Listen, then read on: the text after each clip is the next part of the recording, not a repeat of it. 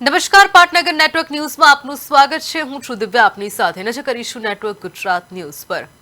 મહેસાણા જિલ્લાના કડી તાલુકાના ખંડમોરવા ગામમાં વર્ષો પહેલા મૃત્યુ પામેલી મહિલાના નામે જમીનનો દસ્તાવેજ નોંધાતા વિવાદ સર્જાયો છે। માહિતી મુજબ ગામની સીમમાં આવેલી ખાતા નંબર 159ની જમીનનો વર્ષ 2026માં દસ્તાવેજ કરવામાં આવ્યો છે। આ દસ્તાવેજમાં વર્ષ 1991માં અવસાન પામેલા પુરીબેન પટેલના નામનો ઉલ્લેખ થતા અનેક સવાલો ઉભા થયા છે।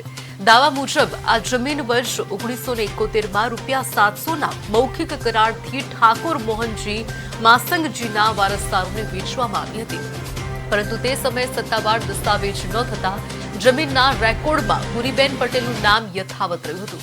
હવે વર્ષો બાદ વર્ષ 2026માં દસ્તાવેજ નોંધાતા અને તેમાં મૃતક મહિલાના નામનો ઉપયોગ થયાનો આક્ષેપ થતા સમગ્ર મામલો ચર્ચામાં આવ્યો છે।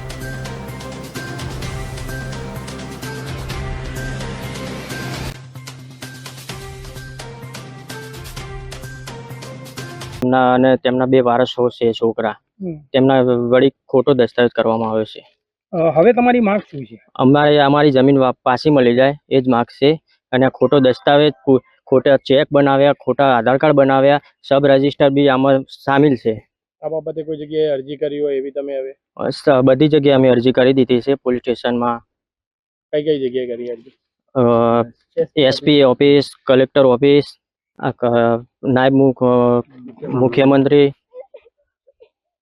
1991માં પુરીબેન મૈયત થયા અને તેમ છતાં પણ 1 મહિના અગાઉ એનો પુરીબેનનો બોગસ દસ્તાવેજ થયો, તો લેનારા પણ બે વ્યક્તિ જે છે, બે સાક્ષી છે, એમાં તમામ લોકો ખોટા છે અને સંડોવાલાયા છે।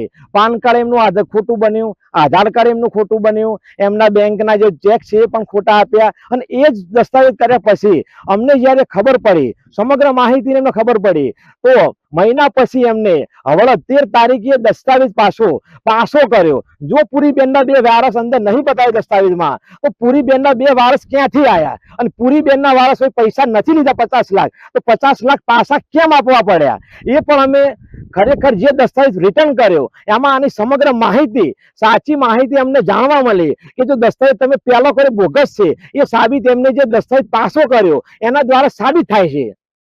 આજે અમારા જે ઠાકોર સમાજ, જે ઠાકોર વિકાસ સમિતિ અમે બનાવી છે, અમે એમને ન્યાય આપવા માટે અમે જે અમારું સંગઠન છે અમે ઊભું કર્યું છે। કારણ કે આવા ખોટા દસ્તાવેજો થતા હોય છે, ઠાકોર એવી હોય કે ખબર પડતી નથી, એટલે લોકો એમને ચીટિંગ કરીને પણ આવી દસ્તાવેજો ઊભા કરી દેતા હોય છે। એટલે એમને ન્યાય અમે અપાવવા માટે અમારા જે ઠાકોર વિકાસ સમિતિ છે અમે આજ ઊભી થઈ છે અને અમે ન્યાય અપાવવા માટે ઊભા થયા છીએ।